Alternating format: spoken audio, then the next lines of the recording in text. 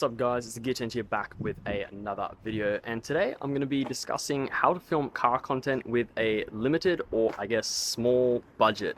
I thought this would be a cool video to do since obviously I make YouTube videos and content with the focus, and yeah, I've had a lot of experience, I guess the short time I've been making vlogs and other things, and I've learned a lot over time. It's taken a while to learn some things more than others, but yeah, I thought it'd be cool to sort of show you guys what equipment I use, whether it be cameras, phones, tripods, gimbals, and things like that. So yeah, let's get to it. Alright, so you guys just saw me filming the phone segment right here with this Insta360 Go 3. Now, this right here is my main camera in terms of filming all my videos. I literally use this for everything. Main reason being was you can take this camera out here of its sort of individual housing or socket, and that's how I clip it onto this hat here to record the POVs with the focus. Now, another big reason is it has this added screen. It makes it really easy to adjust everything like basic settings, and things like that. You can see your previous videos and content that you've recorded. It's just really easy to use. The battery life is good enough for what you need. Obviously, if you're not filming for hours and hours, you should be fine. It charges with USB-C around the side here, so you know, if you've got a cable like that in your car, you should be sweet. But yeah, this is the main camera I use for all my videos. It's super easy to use. They've come down a lot from when I purchased mine. I think I purchased mine on Amazon for around $700 or so, and that was when it was brand new. Now I think you can pick them up for around 600. With Black Friday coming up, I reckon you should definitely have a look at getting one if you are into car content, vlogging and things like that. I would seriously rate them as probably one of the best vlogging cameras, just because you can see what you're doing. The quality's awesome. They're really durable. You can see the lens is a little bit scratched, but that's just a lens cover that you can sort of twist off. And yeah, I love it to bits. It's definitely my favorite camera. Now, for car content and when I'm sort of out and about, and if I'm in a rush and I don't have time to bring this camera here that I'm filming on, the Insta360, I will use this. It is a DJI Osmo Mobile. I don't remember what generation. I think it's the third, potentially the fourth. It'll be linked in the description. Bought it ages ago, again, off of Amazon on a sale.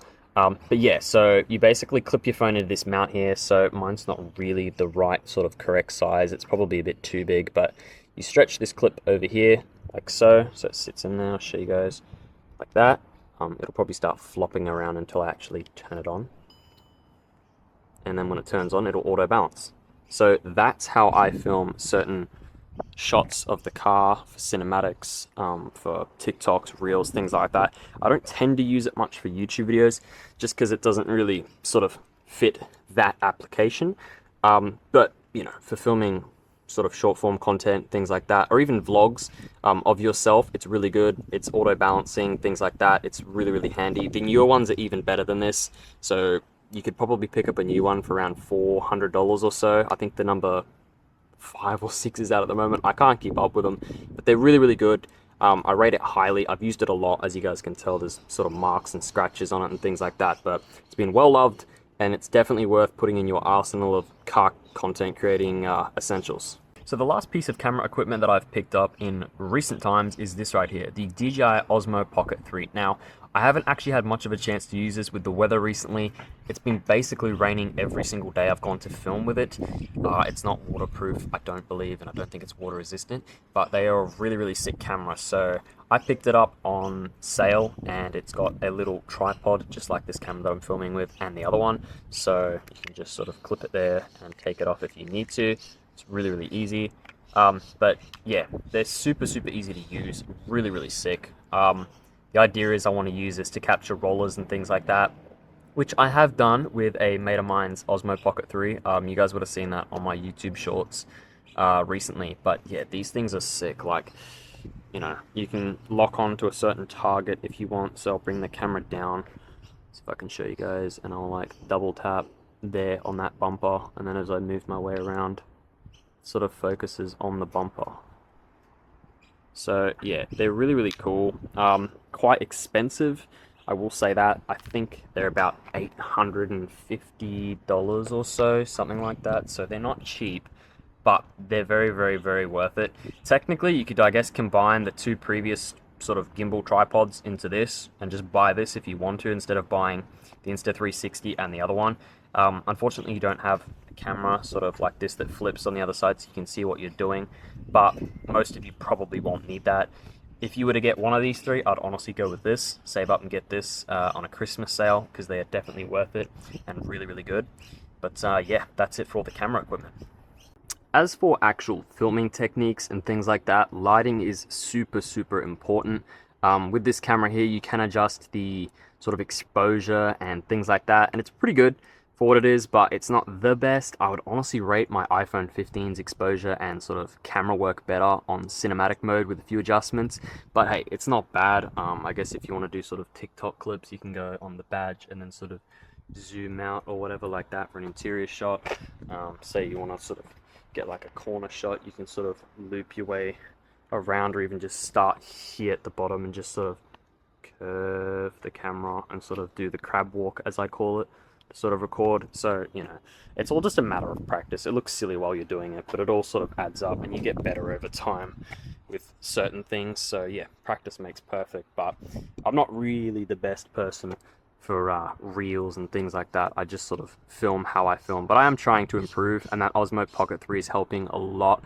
This Insta360 camera isn't really designed for that. It's mostly just for what I'm doing now, which is vlogging, but yeah, I'm pretty happy with it. Alright, so I thought it would be beneficial to actually show you guys what I'm talking about with the microphone and where I mount it.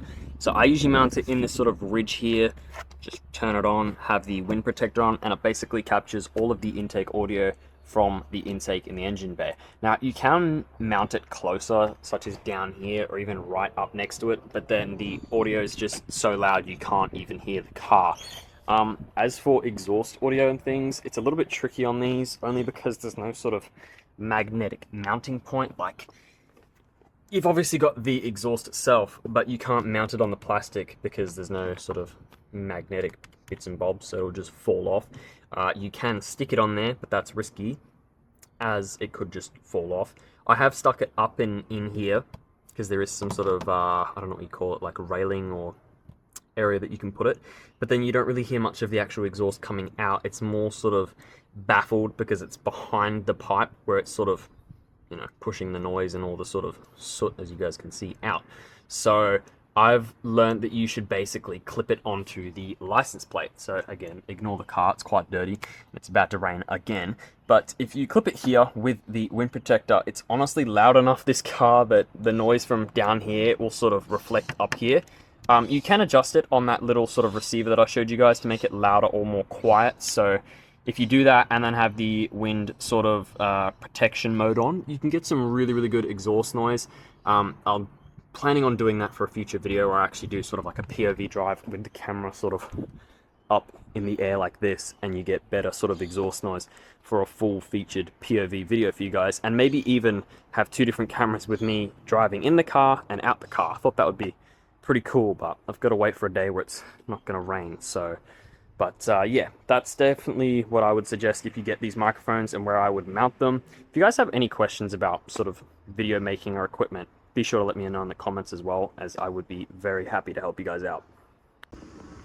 Alright, so this is the first time I've actually shown you guys my setup on camera, I believe. Got my little YouTube clock right there, little desk thingy. I think it's called a mochi or something, obviously the PC, and then the monitor. So yeah, basically for editing videos, I pretty much just use CapCut. I was using the free version of CapCut for a while, and then I have, for the past month or so, switched over to the pro version. It's basically allowed me to sort of make all sorts of videos, so I can open up a specific project. So I've got one here for 4 cylinders that I haven't actually finished making.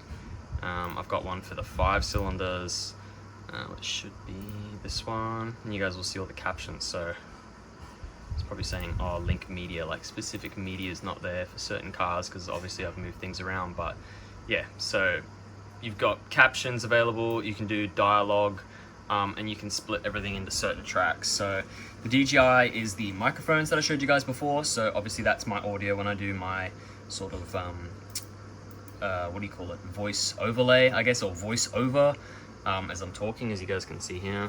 Some of the best sounds you've ever heard. And I make sure that with the auto captions on here, you can go captions, and it will let you sort of generate them I think with auto captions you need to have it on the Pro version, but you can do them manually and it's still just as good.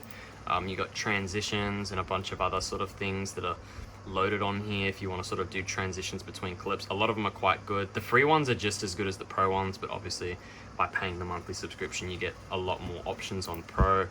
If I go on here, you guys will see a little YouTube short I made with Jeremy Clarkson, which I've just recently posted. So yeah, I've got that off the BBC's YouTube, and then sort of put that on there and sort of color graded the captions with the color of the focus, which I thought was pretty cool. So, but yeah, CapCut is my main one. I also have DaVinci Resolve, but I don't tend to use that as much. It's not that it's not good or anything, but I find it a little bit trickier to sort of use. I'll sort of show you guys, where is it? Here. So I have made a video with DaVinci Resolve, but I just tend to find it sort of tricky. I'm still learning my way around it, obviously. But yeah, so the POV drive video that I did, and I did the audio over top, this worked pretty good. Obviously it's gonna say media not in there because the camera's not plugged in, that's great. But yeah, so that's what I use is CapCut and DaVinci. Again, I used to use iMovie on this MacBook here, but I'm not really using that as much. That's just sort of a computer I take with me out and about if I need to sort of edit on the go. But yeah, that's what I use at home for editing. Alright guys, I hope that helped you out. If you guys have any questions about car recording equipment or even the stuff that I'm currently using, whether it's worth it for you or not based off how much it costs and things like that, do let me know. I'd be happy to help you out. I pretty much rate everything that I use. It's basic, but it does the trick. I don't need to be doing anything super crazy. I know some people use like dedicated vlogging cameras like I think it's the Sony ZV-10 or something like that. So I think some people use cameras like that and they are great. Like, don't get me wrong, I'd love to have one of them. They're quite expensive though. So I think this for me works perfectly fine. I can make the videos each week and I can record short form content and things like that, and yeah, it works good enough. But yeah, hopefully I'll be getting some more mods for the Focus soon. I have been looking at potential other cars, like maybe a XR4 or something else that's like a project, I guess, just something I can make some videos on. I feel like I've done a lot with this car and there still is more to do, but it's sort of getting to a point where I don't want to just sort of be doing stuff to do stuff. So I'm sort of on the lookout for maybe like a project car, or even maybe I could just take this on track days and make it more of a weekender car. I'm not sure. I'm still trying to decide. But yeah, let me know your thoughts down below. And thanks for watching as always. Be sure to like and subscribe, and I'll catch you in the next video. Cheers.